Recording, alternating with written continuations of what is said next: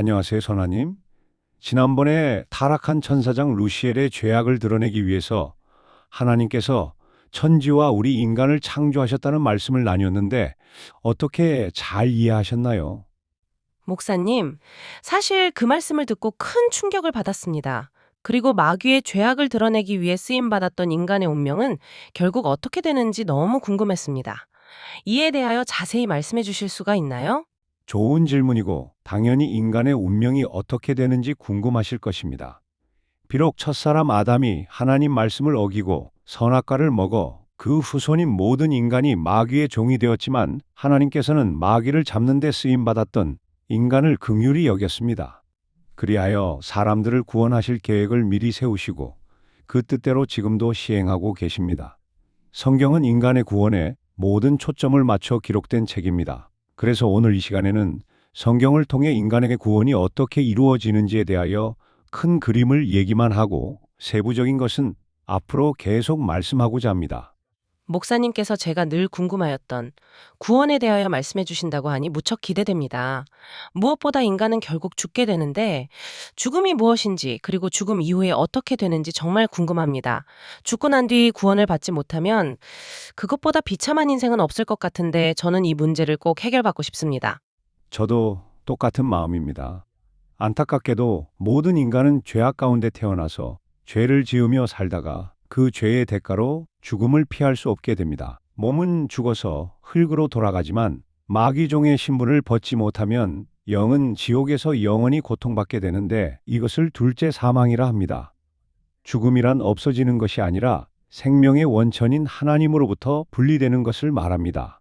하나님께서는 성경을 통해 구원에 대한 당신의 계획과 뜻을 잘 이해하고 행동으로 옮기라고 하셨는데 안타깝게도 마음이 부패한 인간들은 말씀을 자기가 유리한 대로 오해해서 스스로 멸망의 길로 가기도 합니다. 이 점이 너무 안타깝습니다. 선하님은 이 말씀을 잘 들으시고 현명한 선택을 하시길 바랍니다. 목사님, 저는 인간의 구원은 오직 예수님을 통해서만 가능하다고 믿고 있습니다.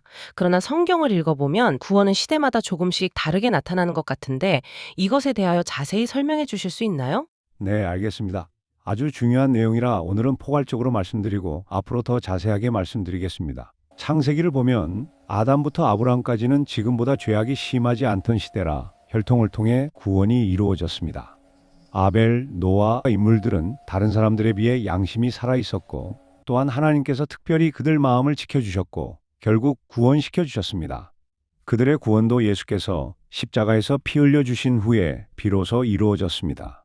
베드로 3장 9절에 그가 또한 영으로 가서 옥에 있는 영들에게 선포하시니라라는 말씀이 이 사실을 뒷받침하고 있습니다. 혈통을 통해 그들을 구원하신 또 다른 이유는 독생자 예수를 이 땅에 보내시기 위한 육적인 혈통이 필요했습니다. 그렇군요. 그렇다면 구약 성경에 나오는 이스라엘 백성들도 아브라함의 후손들이니 그들도 혈통으로 구원이 이루어지나요? 그렇지 않습니다, 선하님. 지금부터 유대인이 누구인지, 그들이 어떻게 구원받은지에 대하여 얘기하고자 합니다. 하나님은 아브라함의 후손을 택해 이스라엘이라는 민족을 만드시고 그들에게 율법을 주신 것을 잘 알고 있을 것입니다. 율법이라는 것은 유대인들이 육체적으로 지켜야 할 법으로 613가지나 되었습니다. 그리고 하나님은 유대인들에게 율법을 잘 지키라고 엄격하게 다스리셨습니다. 유대인이 지켜야 할 율법이 그렇게 많았다고 하니 믿기지 않는군요. 그들이 그 많은 율법을 매일 지키는 게 가능했을까요? 너무 힘들었을 것 같아요. 특히 안식일에는 아무것도 하지 말아야 한다고 하는데 1년 365일 그리고 죽을 때까지 율법을 제대로 지킨다는 것은 너무 어려웠을 것 같아요. 정확한 지적입니다. 사실 율법은 그 누구도 제대로 지킬 수가 없는 법입니다. 그럼에도 불구하고 하나님께서 율법을 주신 이유는 너희들은 결코 율법을 제대로 지킬 수 없는 죄인임을 깨닫고 율법을 어긴 죄로부터 구원해 줄 내 아들 예수를 믿어라는 깊은 뜻이 있었습니다.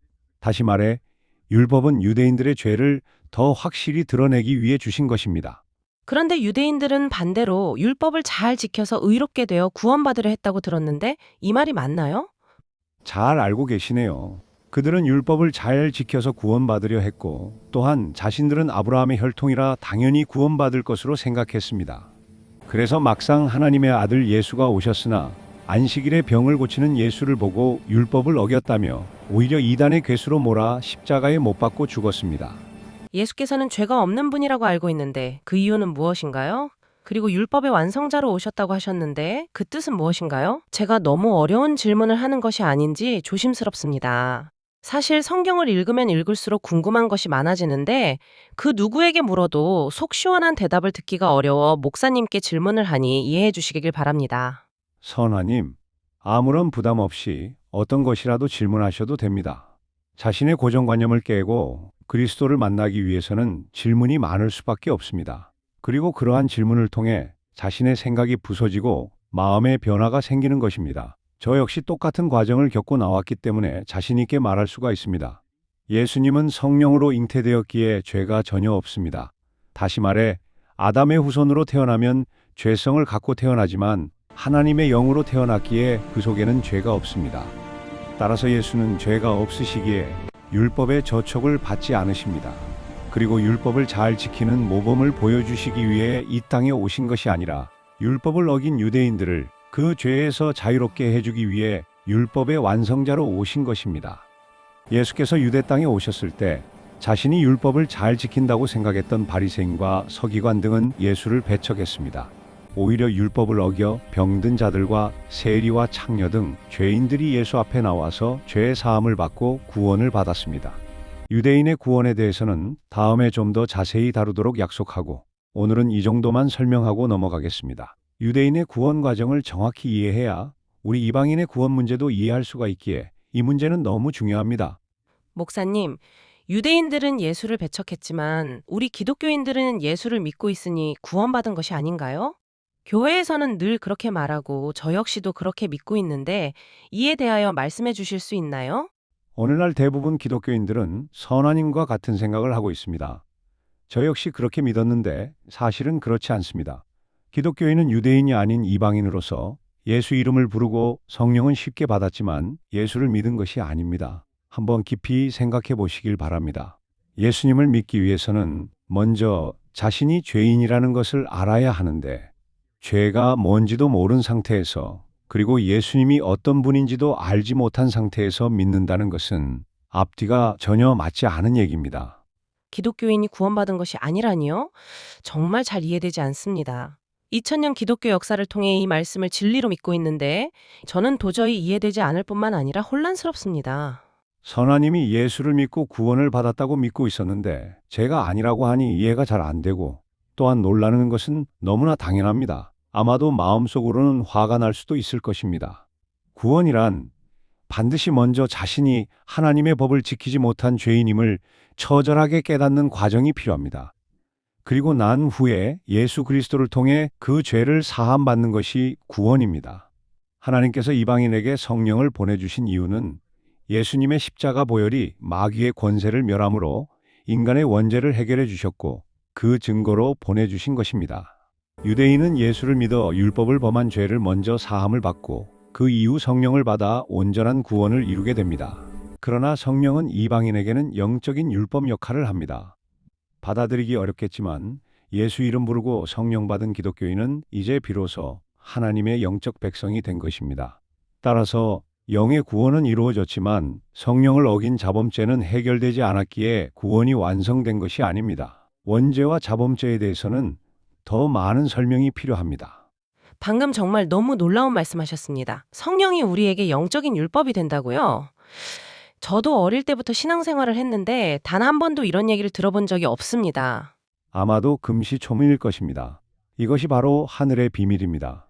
유대인은 육체가 지켜야 할 율법을 받은 육적인 백성이고 성령을 받은 기독교인은 영적인 율법을 지켜야 할 영적인 백성이 되는 것입니다. 그런데 이 영적인 율법은 신약에 기록된 말씀으로 유대인의 율법보다 훨씬 엄격합니다. 마음으로 미워만 해도 살인이고 음욕만 품어도 간음인데 누가 이것을 완벽히 지킬 수 있겠습니까? 하나님이 이렇게 지키기 어려운 성령의 법을 주신 이유는 이방인들도 성령을 통해 자신의 악함을 처절하게 깨닫게 하기 위함입니다.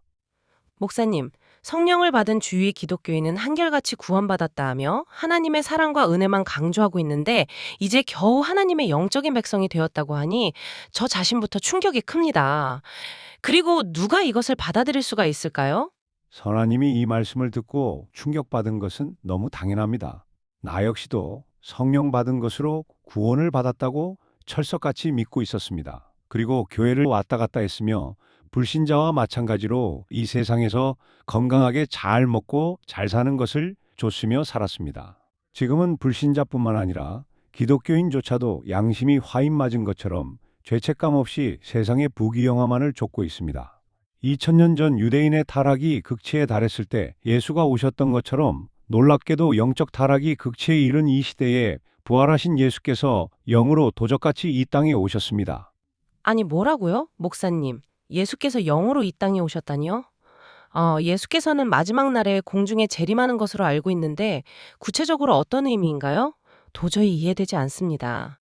2000년 전 육체로 오셨던 주님이 사람을 통해 성령을 어긴 죄인들을 구원하러 이 땅에 도적같이 영으로 다시 오신 것입니다. 그리고 자신을 죄인으로 낮춘 자들 마음속에 들어가서 그들을 거듭하게 하신 후 온 세상에 보내사 다른 사람을 구원하시는 일을 하시게 될 것입니다. 부활하신 그리스도께서 이 땅에 도적같이 오셨다는 사실은 너무 중요하고 또한 자세한 설명이 필요하니 앞으로 계속해서 말씀드리도록 하겠습니다.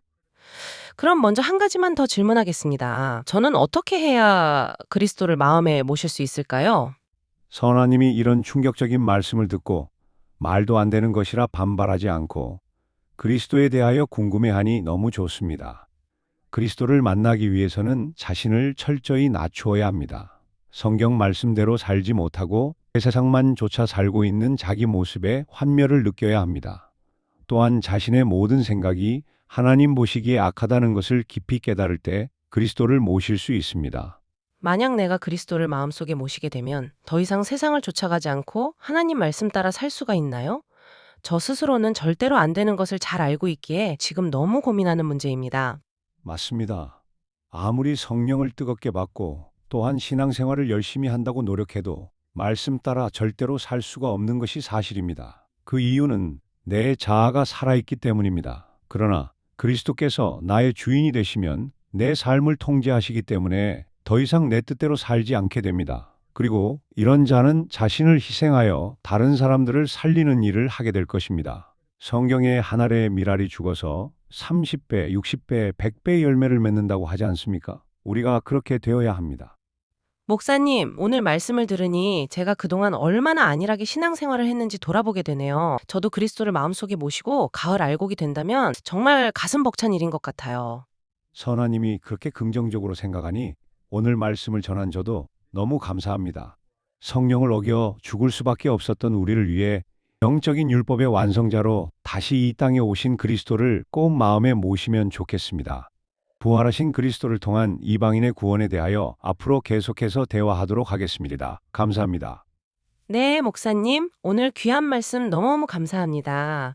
이 영상을 들으신 여러분도 오늘 이 말씀을 깊이 묵상해 보시길 바랍니다. 다음 시간에 더 깊은 주제로 찾아뵙겠습니다. 감사합니다.